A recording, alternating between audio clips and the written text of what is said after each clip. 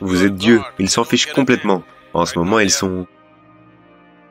Si vous pouviez être ivre, totalement enivré et complètement conscient, ce serait une chose fabuleuse. Votre quête peut être super, mais à moins de faire ce qu'il faut ne va pas vous arriver.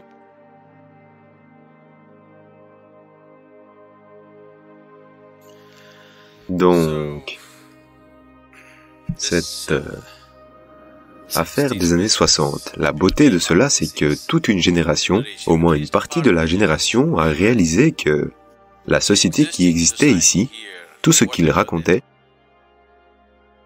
ils ne savaient rien. Des gens stupides racontant toutes sortes d'absurdités avec énormément de confiance.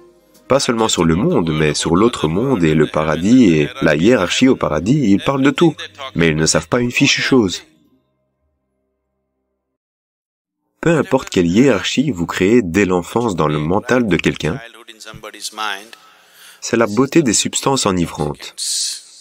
Quand ils sont enivrés, ils s'en fichent complètement que vous soyez un père, vous êtes un prêtre, vous êtes quelque chose, vous êtes Dieu, ils s'en fichent complètement. En ce moment, ils sont high. C'est la beauté de la chose, que la hiérarchie s'effondre. Mais le problème, c'est que votre conscience aussi s'effondre. C'est le côté moche de la chose. Si vous pouviez être ivre, totalement enivré et complètement conscient, ce serait fabuleux. C'est pour ça qu'on a choisi le yoga. Parce que vous pouvez être totalement ivre, regardez mes yeux, et voyez, je suis stone tout le temps. Mais assez conscient pour ce monde et le prochain. Donc, ça c'était la beauté des années 60. Et la laideur des années 60, c'est que, inconscients, ils sont devenus comme des animaux au bout d'un moment. Ils croyaient qu'avec cette quête, ils allaient dépasser toutes ces bêtises conservatrices où vous devez vous mettre une corde autour du cou, même pour vous tenir assis ou debout. Pour manger, vous devez manger comme ça. Pour vous tenir debout, vous devez vous tenir comme ça. Ça devenait si terriblement restrictif. Ils voulaient se libérer de tout. Et cette quête paraissait belle. Mais ils ont perdu leur conscience et ils ont pataugé. Ils ne savaient pas vers où regarder. Partout où ils regardaient, ils ne faisaient que se tromper. Ou ils étaient trompés parce qu'ils étaient inconscients. Dans les deux cas, ça n'a pas marché. Mais malgré tout, cela a une certaine beauté. Au moins quelqu'un a cherché. Oui, vous avez échoué, ce n'est pas la question. Au moins vous avez cherché, c'est une bonne chose. Donc, ils étaient comme des enfants, ne sachant rien, mais ils avaient un désir. Ils avaient le désir de chercher quelque chose qu'ils ne saisissent pas. Quand quelqu'un veut savoir, quand quelqu'un cherche sincèrement, cette atmosphère a une certaine beauté. Parce qu'au moins les gens admettent que on ne sait pas la moindre chose. Vous savez? Ce qui est bien. Chaque fois qu'un être humain ne sait pas, il devient doux et merveilleux. Avez-vous vu cela? Voyez, vous conduisez comme ça. Votre meurt. Non, pas comme ça. Vous conduisez à droite. Ok, comme ça. Soudain, vous ne savez pas où vous allez, vous êtes perdu. Alors, quand vous descendez pour demander à quelqu'un que vous ne savez pas vers où aller, soudain, vous êtes un type sympa. Parce que quand vous ne savez pas, quand vous réalisez « je ne sais pas », vous êtes une créature douce. Voyez-le, s'il vous plaît. Quand vous croyez que vous savez, vous pouvez être inutilement méchant, n'est-ce pas? Oui. Donc ça, c'est le bon côté des années 60. Mais le résultat n'a définitivement pas été bon. Parce que vos intentions peuvent être super, votre quête peut être super. Mais à moins que vous ne fassiez ce qu'il faut ne va pas vous arriver. Je crois que c'est ce qu'on dit depuis le premier jour. À moins que vous ne fassiez ce qu'il faut ne va pas vous arriver.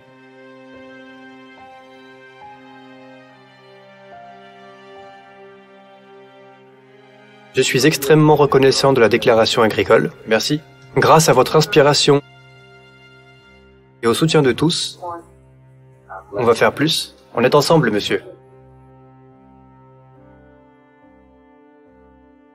Merci beaucoup. C'est tout ce qu'on doit faire. Il faut que plus de terre soit ombragée. Maintenant, bienvenue à la COP. Mesdames et messieurs, applaudissez Sadhguru. Les systèmes et la sécurité alimentaire sont un sujet important de la COP28 et les experts soulignent le rôle important que jouent des sols sains dans l'atténuation des effets du changement climatique. La question de l'agriculture et de l'alimentation sont maintenant au cœur des actions pour le climat et la nature. Lors de la COP26 à Glasgow, à l'époque, le mot sol était à peine mentionné. Aujourd'hui, les sols sont apparus à la COP28. C'est la raison pour laquelle on a créé le mouvement Save Soil et touché un grand nombre de personnes sur la planète, parce que si les gens ne prennent pas ça en main, les gouvernements démocratiquement élus ne feront jamais rien à moins que les gens ne le veuillent. Maintenant, il est établi que les systèmes alimentaires et l'agriculture et les agriculteurs sont importants et que les sols sont la base de tout cela. Les deux éléments fondamentaux de la production alimentaire, et cela se résume vraiment à ça, les sols et les graines. Le monde que je veux voir est un monde dans lequel le lien qui unit les terres et l'humanité, le travail et l'alimentation pendant des millénaires est préservé. Comment augmenter les investissements dans l'agriculture régénératrice, qui peut être un puits de carbone positif naturel?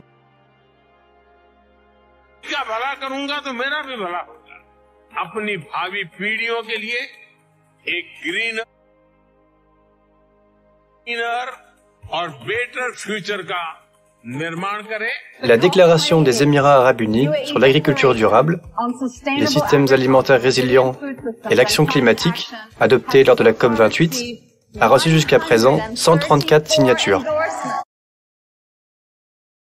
Nous tenons à vous dire à quel point nous sommes honorés de votre présence. 40% du problème peut être résolu à travers les sols, ce qui est la manière la plus saine de le faire. Je suis heureux que vous ayez fait cette déclaration. Vous devriez rester avec nous jusqu'à ce qu'on fête ça tous ensemble. La fête a eu lieu. L'attention s'est portée sur les sols. C'est une grande fête pour nous. Ce sont les fondamentaux de la démocratie. Si 60% de tout électorat déclare clairement « On se préoccupe de nos sols, qu'en est-il de nos enfants? Que faites-vous pour eux? Si vous ne faites pas ça, on ne va pas vous élire. » Ça va devenir l'enjeu électoral. Une fois que c'est un enjeu électoral, il y a action. Merci pour votre leadership et merci pour la vision que vous avez donnée à beaucoup. Mon autre partenariat, bien sûr, sera avec Sadhguru, parce que il a la magie. Si on révère le Créateur et n'apprécie pas la création, ça ne veut rien dire.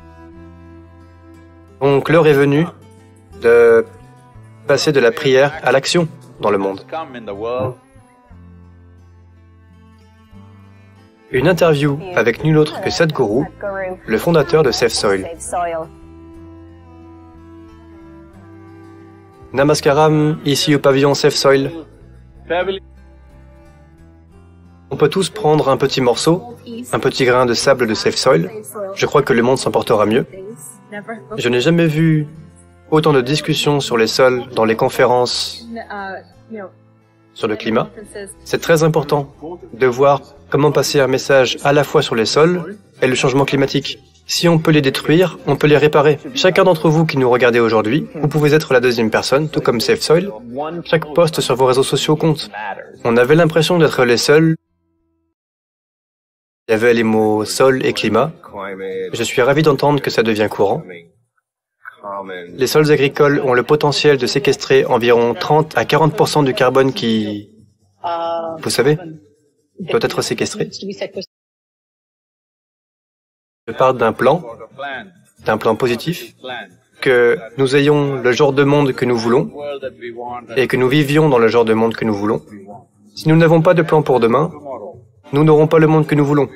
Donc les jeunes, votre vie est demain, notre vie était hier, et un peu demain.